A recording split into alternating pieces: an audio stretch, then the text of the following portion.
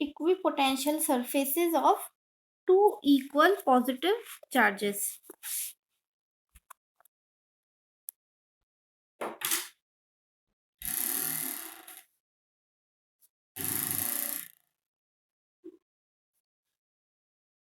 ठीक है, two equal positive charges.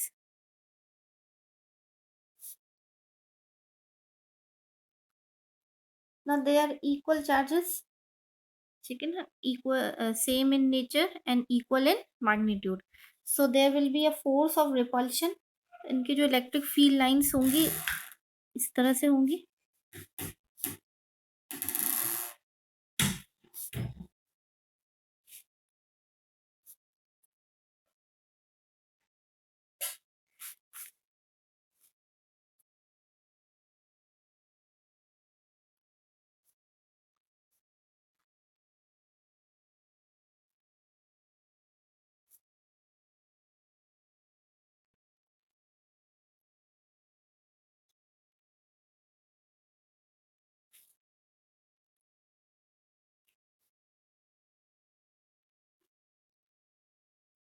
ठीक है, एंड क्योंकि पॉजिटिव चार्ज है so electric field lines are radially outwards.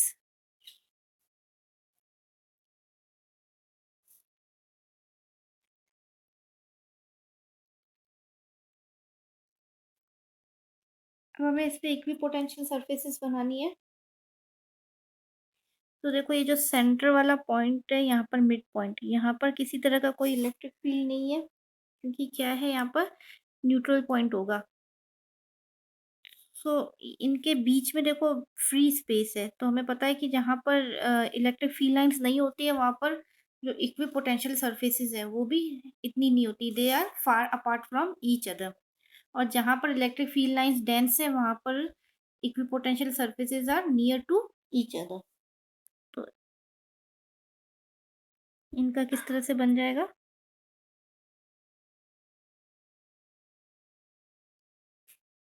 इस तरह से इक्विपोटेंशियल सरफेस बन जाएगी इनकी. ठीक है, अब देखो जो हमने कल किया था ये जस्ट उसका अपोजिट है.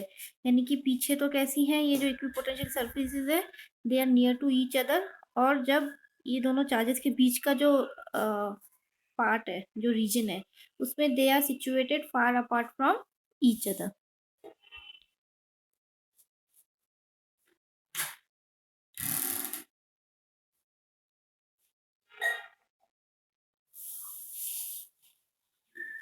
इस तरह से हो जाएगा. ठीक है, क्योंकि बीच में इलेक्ट्रिक फील्ड लाइंस नहीं है तो इसीलिए इक्विपोटेंशियल सरफेसेस भी एक दूसरे से दूर दूर होंगे. So this is the equipotential surfaces for two positive. Negative भी ले सकते हैं. नेगेटिव में क्या हो जाएगा, जस्ट ये जो एरो का डायरेक्शन है ये इनवर्ड हो जाएगा. The electric field will be inward. Okay, next is due to a uniform electric field. You know, equipotential surface due to uniform electric field.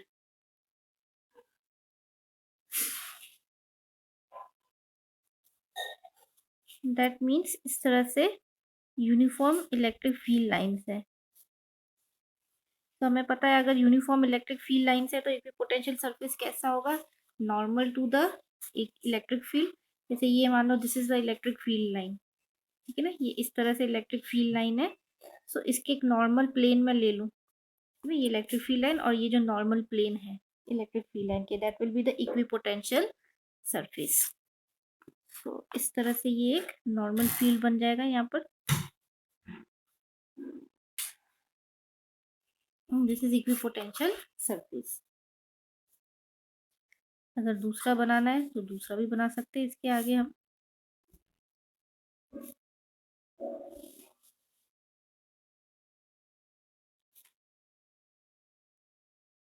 ये दूसरा इक्विपोटेंशियल सरफेस. इस तरह से हम और भी बना सकते हैं, आगे कितने भी बना सकते हैं. Let this is the V1. ये इक्विपोटेंशियल सरफेस, इसका पोटेंशियल है V1 और इसका है V2.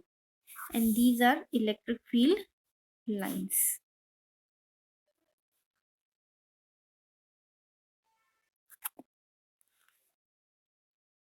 Okay, these are some patterns of equipotential surfaces. Now we will do the properties of equipotential surfaces. Okay, first property,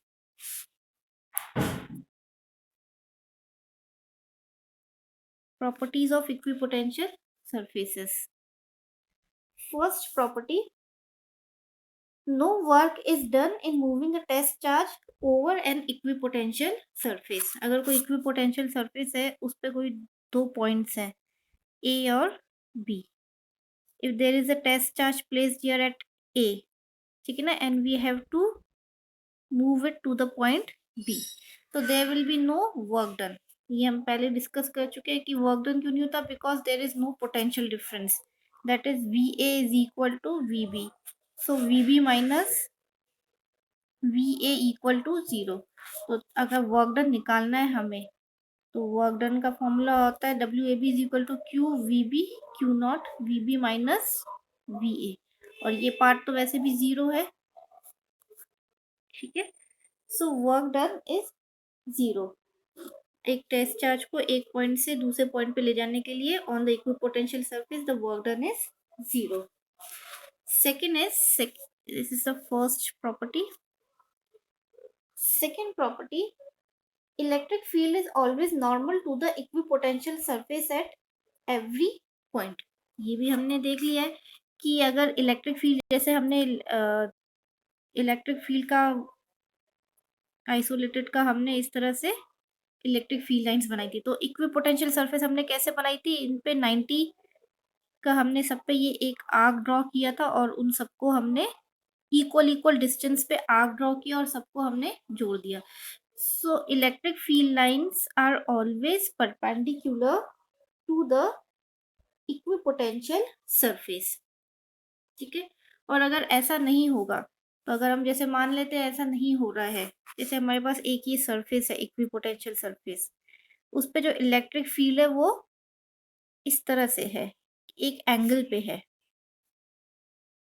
ठीक है ना, हम ये मान के चल रहे हैं कि अभी नॉर्मल नहीं है, तो क्या होगा, इसके दो कंपोनेंट्स होंगे, एक ये कंपोनेंट, एक ये component, E sine theta and E cos theta. ठीक है, अब ये जो वर्टिकल कंपोनेंट है इसकी वजह से तो ठीक है, चलो इलेक्ट्रिक फील्ड हमने पहले ही बोल दिया कि 90 डिग्रीज पे होती है, ठीक है, इलेक्ट्रिक फील्ड लाइंस के सरफेस के इक्विपोटेंशियल सरफेस के 90, लेकिन ये जो हॉरिजॉन्टल कंपोनेंट है, ठीक है ना, अब इलेक्ट्रिक फील्ड है यानी कि हॉरिजॉन्टल कंपोनेंट है, यानी कि हॉरिजॉन्टली एक इलेक्ट्रिक फील्ड है, यानी कि दैट मींस सरफेस पे कोई यहाँ पर एक चार्ज है, इसको यहाँ से हमें यहाँ इस पॉइंट पे ले जाना है, ए से लेके हमें बी पे ले जाना है. अब क्योंकि इलेक्ट्रिक फील्ड है तो that means work done is not zero.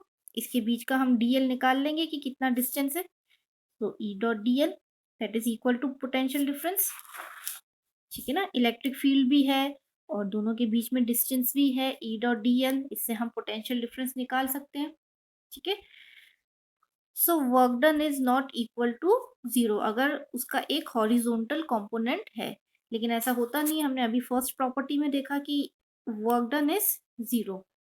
ठीक है, तो ऐसा होता नहीं है क्योंकि इलेक्ट्रिक फील्ड का सिर्फ वर्टिकल कंपोनेंट होता है, उसका हॉरिजॉन्टल कंपोनेंट नहीं होता. तो दैट मीन्स वो इलेक्ट्रिक फील्ड कहाँ पे सिचुएटेड है, हमेशा इलेक्ट्रिक फील्ड इक्विपोटेंशियल सरफेस के परपेंडिकुलर ही होता है.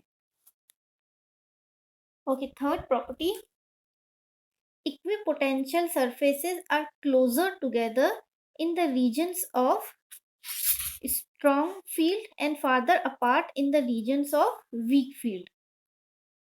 ठीक है, कि जो इक्विपोटेंशियल सरफेसेस है वो ज़्यादा पास होती है जहाँ पर स्ट्रॉन्ग फील्ड होता है, और वो एक दूसरे से दूर होते हैं जहाँ पर, जैसे हमने अभी देखा इसके अंदर कि जहाँ पर इलेक्ट्रिक फील्ड लाइंस एक दूसरे से दूर दूर है वहाँ पर इक्विपोटेंशियल सरफेसेस भी एक दूसरे से दूर है, या फिर ये बोले अगर इलेक्ट्रिक फील्ड लाइंस दूर दूर है यानी कि वहाँ पे रीजन कैसा है, वीक है, इलेक्ट्रिक फील्ड कैसा है, वीक है.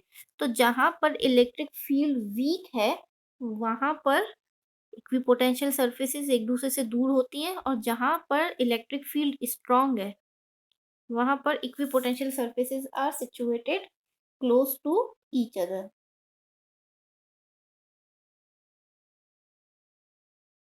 The next property is no two equipotential surfaces can cross each other. इस तरह से नहीं हो सकते दो इक्विपोटेंशियल सर्फेसेस की, एक इस तरह से है और दूसरा इस तरह से है, यानी कि वो एक दूसरे को क्रॉस नहीं कर सकते, इंटरसेक्ट नहीं कर सकते. और वही है क्योंकि इक्विपोटेंशियल सरफेस पे क्या होता है, eight every point they give the value of the potential. जैसे ये एक इक्विपोटेंशियल सरफेस है 1, ठीक है ना. यहाँ पर पोटेंशियल की value, let the potential is V ए, ठीक है. या इसके हर पॉइंट पे पोटेंशियल कितना होगा वी ए. हमने एक दूसरा इक्विपोटेंशियल सरफेस ले लिया और हमने क्या बोल दिया कि वो इस पॉइंट पे क्रॉस कर रहा है, ये दूसरा इक्विपोटेंशियल सरफेस है और इसका पोटेंशियल है बी, वी बी, ठीक है. तो ये जो इसका कॉमन पॉइंट है इन दोनों का, let that common point is P. दो पॉइंट से हम एक लेके चल रहे हैं कि एक पॉइंट हमने लिया पी, ठीक है ना. ये कॉमन पॉइंट है दोनों के बीच में. तो इस पे हम क्या माने, इसका इस पॉइंट पी का पोटेंशियल क्या होगा, वी ए होगा या वी बी होगा, क्योंकि ये दोनों के अंडर आ रहा है ये वाला पॉइंट. इस वाले सरफेस में भी है, इस वाले सरफेस में है. अब ऐसा तो पॉसिबल नहीं है, पोटेंशियल तो कुछ एक ही होगा, एक पॉइंट है तो एक ही पोटेंशियल होगा. तो इसीलिए to equipotential surfaces never intersect each other. So these are some properties of equipotential surfaces.